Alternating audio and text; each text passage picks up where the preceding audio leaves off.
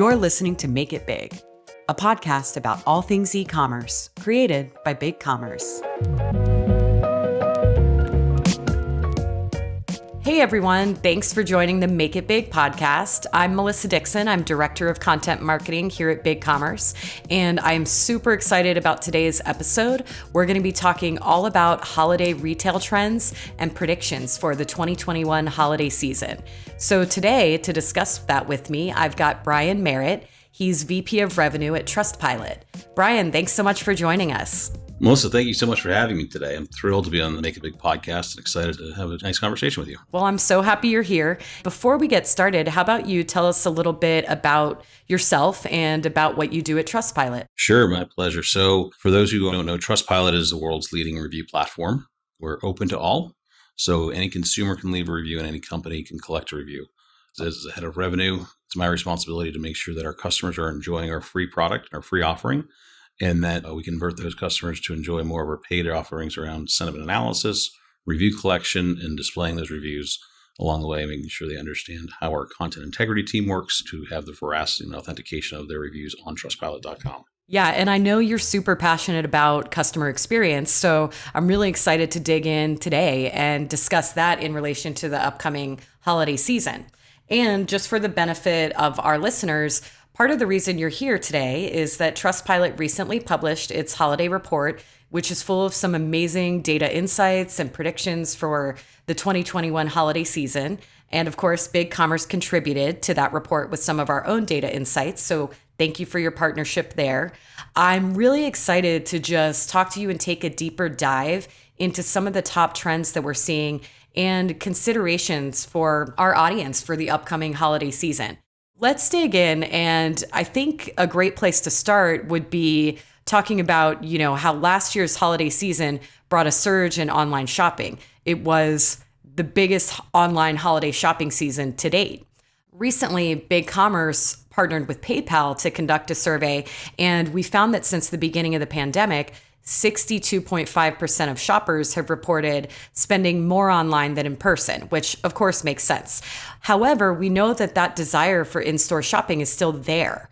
And I think the question really is, now that many brick and mortar stores are opening up again, what can we expect to see this year in terms of that hybrid retail experience? When I think about this year's holiday experience, the word that comes to mind is seamless. We've talked a lot in the past about omnichannel. But now omnichannel is more than just where you're selling, but it's also how they're doing pickup, how they're doing returns. Is it curbside? Is it in-store? Is it buy online, pick up in store, buy online, delivery? There's so many different options at both ends of the purchase process, from where consumers start, mobile, desktop, potentially even voice, to where they end. And that's curbside or buy online or ship to home or delivery, or enjoy the experience, because it's not all about physical goods. It's about experience as well. And when I look forward to this, yet again, another unpredictable year, I think across the retail spectrum, we have a better understanding of the risk mitigation tools that we need to put in place. So as customers come back to the stores and they want to come back in the stores, unlike last year, where we were all figuring it out, this year we've kind of figured it out. We understand what it means to have customers come in our stores in these trying times, these interesting times. And that's why the in-store experience is going to be even more crucial than ever. Your customers want to see it as a value add. Why am I going into their store? What am I getting there? Do I pick it up? Do I touch it? Customer service, is obviously huge. We'll get into that a little later on. But again, the key word for this holiday season is seamless. Yeah, I love that. I couldn't pick a better word, I think, to sum it up with. And I love that you brought up to the idea of last year. Merchants didn't know what they didn't know last year. And now you have the tools, you have to put them in place. It really is, like you're saying, to meeting your customers where they are, sell where they shop, explore new channels. Over the last year or so at BigCommerce, I know we've launched checkout on Instagram, partnerships with Walmart Marketplace, Mercado Libre, and of course, there's more of those to come. And we're seeing strong early adoption from those merchants who know that omnichannel is really the way to go. What are you seeing as far as channels where we'll see customers shopping more on this holiday season, and or how can merchants best prepare to really meet those shoppers where they are? What's your advice? Pre-pandemic, we'd walk around the office and see some folks on their laptop after lunch doing some shopping, and that was okay. But, with working from home, that's a little more frequent. But On top of that, they're out and about now like they weren't last year. So mobile becomes back important. There's definitely an increased mobile usage happening. And the path to purchase is really starting on mobile. I think what's important to keep in mind there is that mobile doesn't necessarily mean app. Mobile can also mean a great mobile-friendly website. You might want to get that app up and running, and that's important, but having an awesome mobile experience is just as important. And along with that comes social. In our holiday report, roughly 55%, 54.8%, I think is the exact number, of respondents said that they were using social media to discover new products and new purchases. As we all spent last year upgrading our homes and doing more and more around the house and things like that, sharing that becomes more interesting, and where you're buying becomes more interesting. And as a result, marketplaces become more interesting. Those locations where you can go and you can buy a variety of products at one become a place where people need to think about how they're addressing selling their products or then addressing their consumers. And the last part about addressing your consumers is you need to think about reviews across all of your channels because people are looking for social proof. So whether it's Facebook reviews, Google reviews, Trustpilot reviews, that's all considered part of that social proof and social media. So it's really important that you think about those channels where your consumers are operating. It's not just Instagram. Yes, Instagram is a big part of it, but it's not just Instagram. And we all want to make sure we don't fall into the Insta-only trap. But looking across the spectrum at all your channels and making sure your reviews look good everywhere and authentically represent your business and your products is key. Of course, we've talked about the importance of omnichannel commerce, but I think it's still important to really look at the data and see where your audience shops. The message is not get on every channel. It's more so look at the data, see where your audience is, and go through those channels. What's really just important for the holiday season is for people to revisit that omni-channel or multi-channel strategy and take a closer look. There may have been channels that you discounted earlier on that now, if you're trying to reach more people and drive more traffic, maybe the holiday season is the right time. Just to add to that, I think there's still an element of being a little bit selective and being very strategic about which of those channels that merchants decide to break into. So I think I want to switch gears a little bit and talk about customer experience and customer service. We know that with even more competition, higher consumer expectations, that merchants really need to be prepared more than ever. And at BigCommerce, we talk a lot about creating a frictionless purchase experience, basically removing all of the barriers to purchase from the entire experience, from the UX to the shipping and fulfillment to the post-purchase experience. And that is, of course, so crucial during the holidays. So I'd love to get your perspective on how customer service fits into that frictionless shopping experience.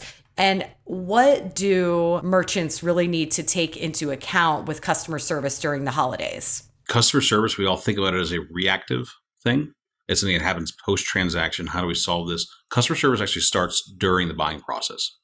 The bots that pop up on site and how are we supporting buyers to make that purchase decision and advance through our funnels.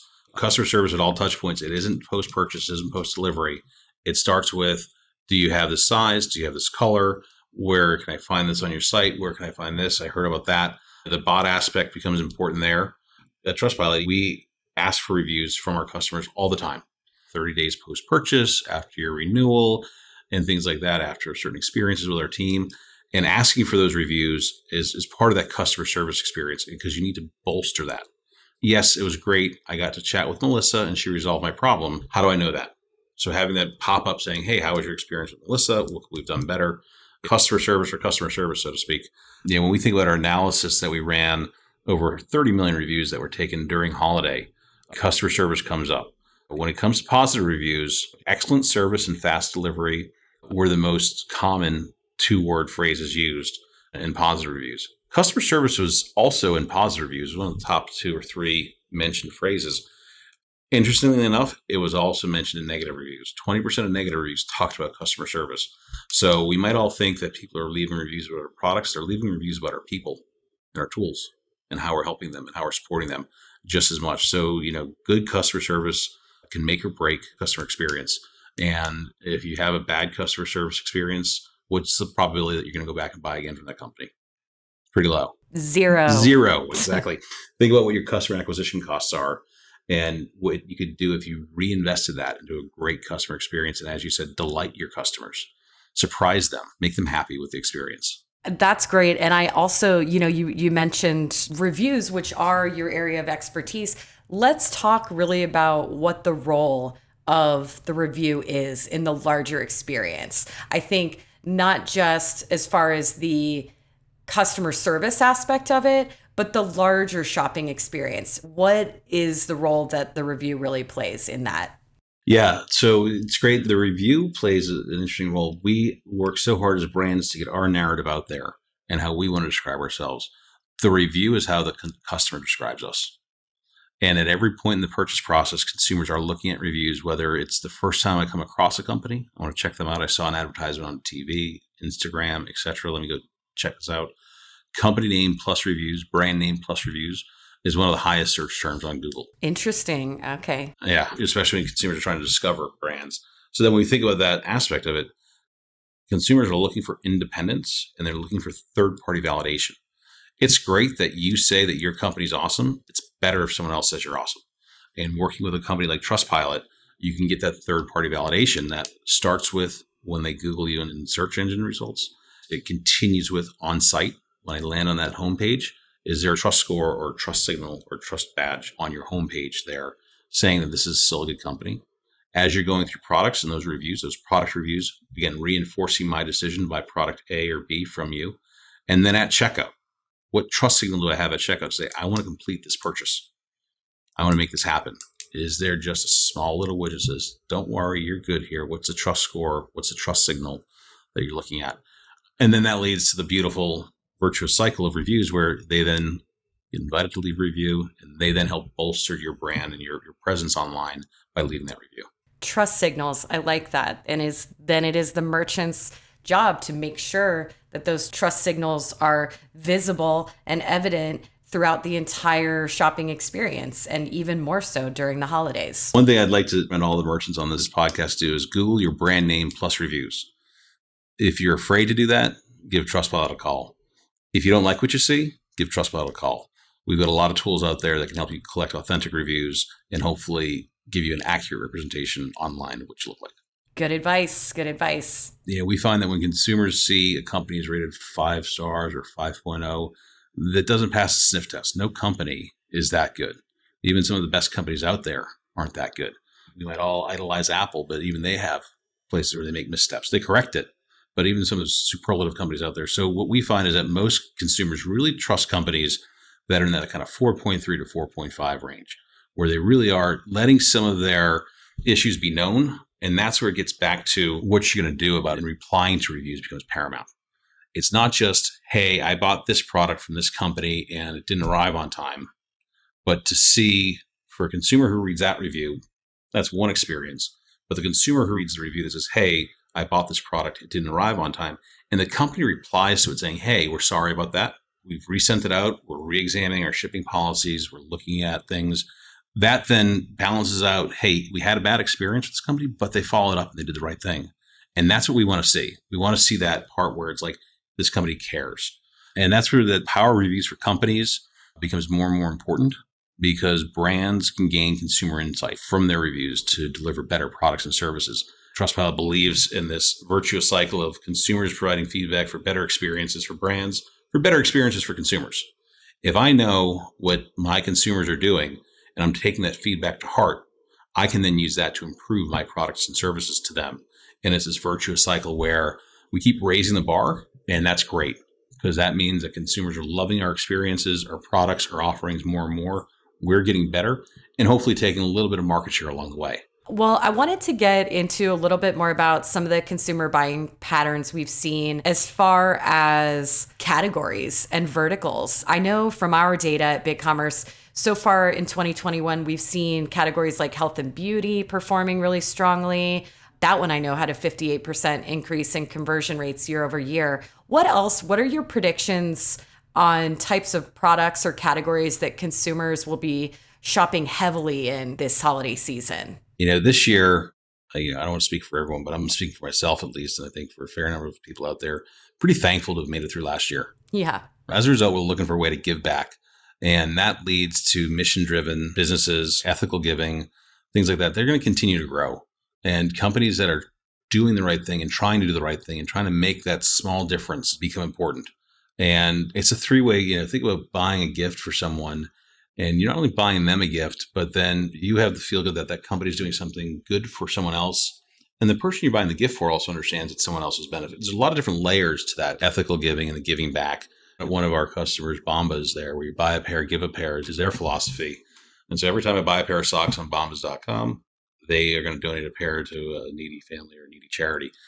I'm not going to lie, I probably own too many socks right now because it probably felt a little good that I was giving back in a little way. But consumers want to do that, and it's giving back, it's sustainable operations, it's corporate social responsibility. Those are all important elements, and touting those things the right way is important. We forget about companies that are giving back to the environment, and on the homepage above the fold, maybe not. That's like kind of bragging about it, but in a subtle way saying, hey, just remember that we give backpacks away, we give socks away, we contribute our profits here. Consumers want to support those businesses more and more, as we're, in my opinion, thankful for what happened in the past kind of 18 months. Another buyback programs, I think it's another area that gets interesting is where you're going to buy back and do secondhand gifting. That kind of gets to an interesting place. And then we start thinking about generational gifting and going online as I'm going to buy something for my mother. So sure, I may not be the teacup store's prime demo, but I am in some ways because I'm buying them for my mother who isn't a teacups. Right? It kind of goes back to what you were talking about earlier in terms of identifying those channels. It may or may not make sense to advertise in certain channels, but you think about who your consumers are and who your buyers are. Right. Not just who's receiving your product, but who's buying your product.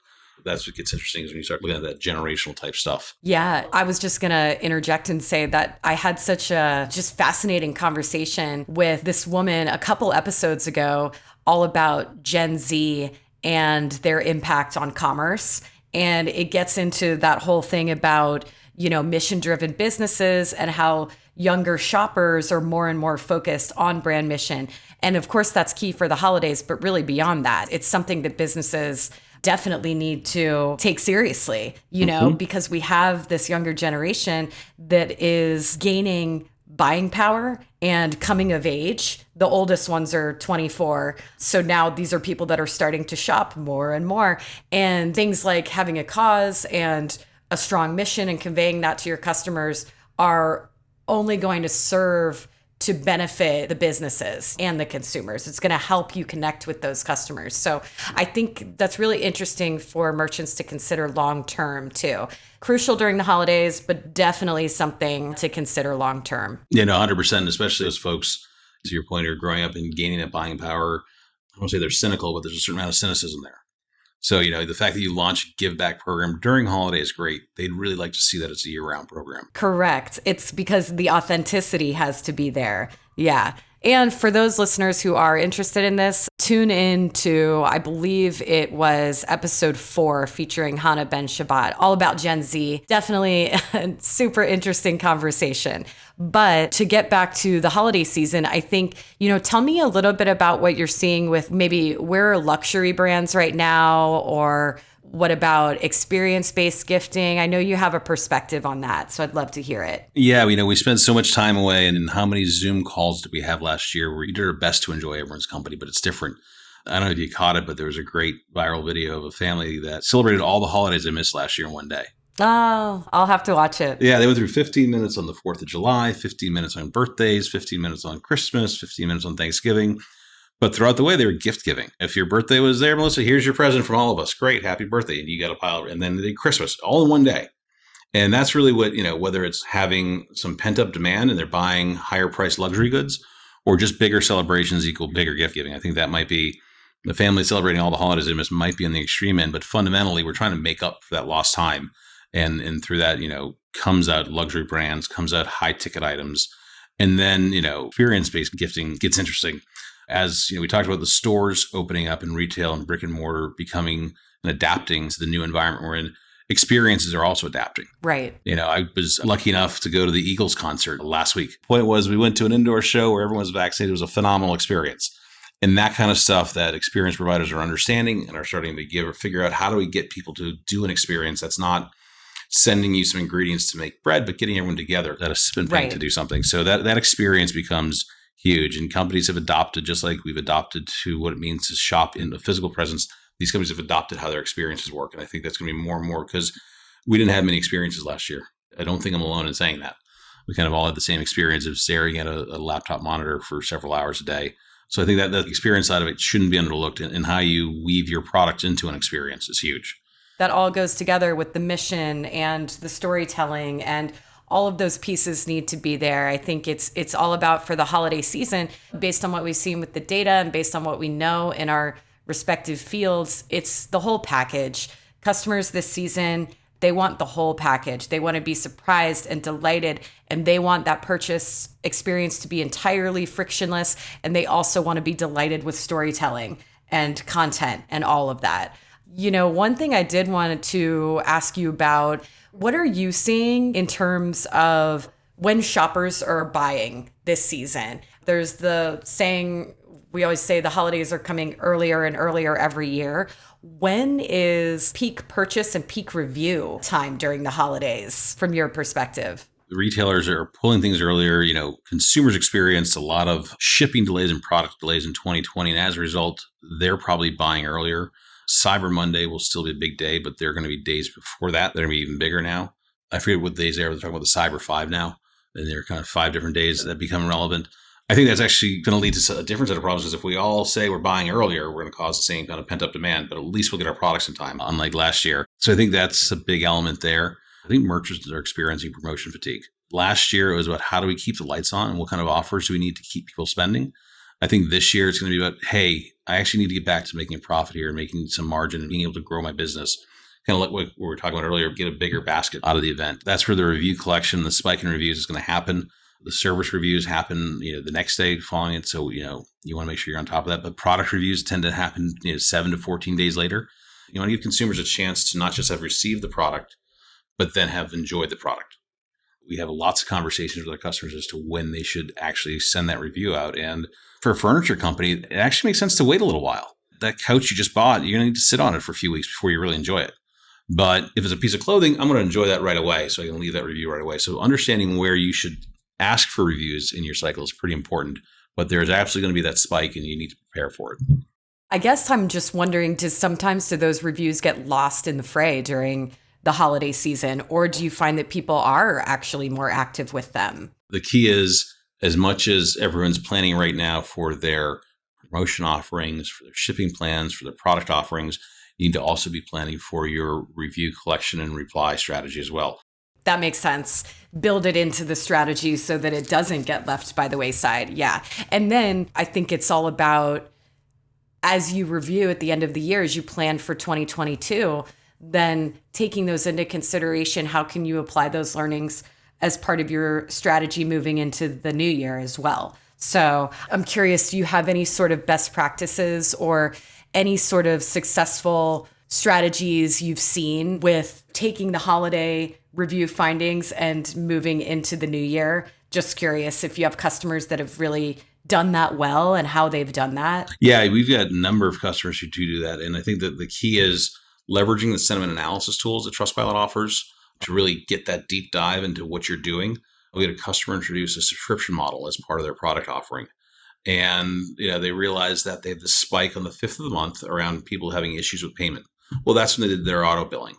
And they realized that they weren't providing customers with enough notice. They were, and just a simple email that just said, hey, just a reminder, your card's going to be billed tomorrow or next week. And suddenly that negativity went down. They didn't see the unsubscribe rates or the cancellation rates they expected, but customers felt jarred when they got billed again. That's one example. But the product side of the house is huge because you're doing your product development. You probably started it now for 2022, but definitely by January, February, you're doing it for 2022. So getting that feedback onto what elements of your products worked well, what elements of your service worked well. It can take a while to swap out a carrier if you're not happy with your freight carrier, or if you want to add freight carrier options. What does it mean to offer overnight delivery? What's that going to cost us? It's going to take some time to do that cost benefit analysis. So doing that review analysis as you're doing part of your postmortem in January is huge. And putting that reminder that, we need to think about alternative shipping options. We need to think about additional colors and sizes if you're offering different products. What are those intangibles you can do? And blending the review data with what you're finding from your customer experience team is super helpful. That you've got some on the ground, on the boots understanding of what issues people are calling in for. But then where did that get elevated, and where did someone go through the time and effort to leave a review? That effort that people leave reviews, good or bad, is significant. I think we all see it. We're asked more and more to leave a review, whether it's an in-app quick star rating based on something, whether it's a post customer service call text that you get, or whether it's an email from delivery. The review ecosystem is pretty broad when you start thinking about that. And that's where independent platforms like Trustpilot come into play. It's one thing when you ask for a review about your company using your own tools. It's another thing when you have a third party validate that through the tools that we offer in terms of consumer content integrity and things like that. Those are probably some of the key areas. We've covered so much today. I feel like we've covered quite a bit, and so many good pieces of advice and tactics and long-term strategies, I think, for merchants for the holidays and beyond. If you were to leave our listeners with, say, one key takeaway as they prepare for the holiday season, what would that be? One key takeaway, no pressure here, Melissa. We can make predictions with the data insights we have, but the reality is it's still uncertain times. And, you just touched on it, long-term planning. We're planning for this holiday season, but we don't know what next year holds either. So let's take those learnings and make sure we're applying them to our long-term strategy. And, the way you can do that is by remaining agile. Make sure that if you're agile, you'll be successful in this holiday season and coming out of it, summer season and next holiday season. Remaining agile is going to be key, I think, over the next, hopefully, 6 to 12 months, maybe 24, 36 months. We'll see how this thing all plays out. Hope springs eternal, right? So hopefully it's just this holiday season. But that agileness and that unpredictability is causing companies a lot of consternation. So remaining flexible is key. Absolutely. I also think that another great takeaway, at least what I've gotten out of your responses and your insights, seamless, the one word. It's the one word for that shopping experience. That's what it needs to be. It means a lot of different things to a lot of different companies, but I think just doing everything you can to remove friction, remove those barriers to purchase, that's the key to success for the holiday season. I really enjoyed what we've talked about today, and you gave such great advice. So I would love to know, where can our listeners connect with you, either with you or with Trustpilot? Where can they connect with you if they want to learn more? I'd love for folks to connect with us, on Twitter or LinkedIn at Trustpilot. We've got an amazing team that we're really beneficial. We're a global company, so we've got 24/7 coverage on those platforms.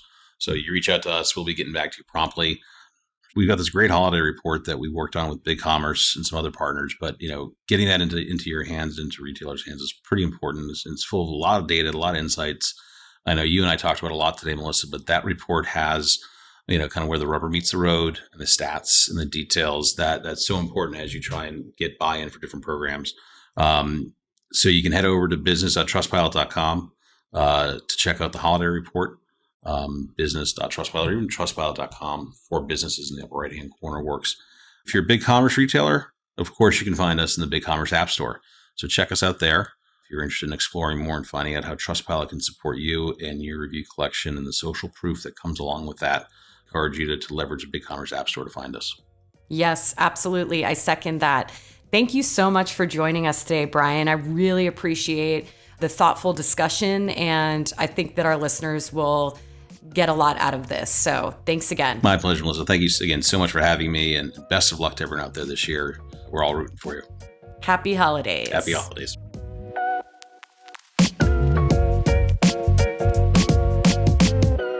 Thanks for listening to the Make It Big podcast. Want even more insights and expert advice? Experience our Make It Big conference, now available on demand. You'll get e-commerce tips and strategies from global thought leaders like Mark Cuban, Ann Handley, and Neil Patel, plus BigCommerce partners like Google, TikTok, and more. Watch today at bigcommerce.com/makeitbig.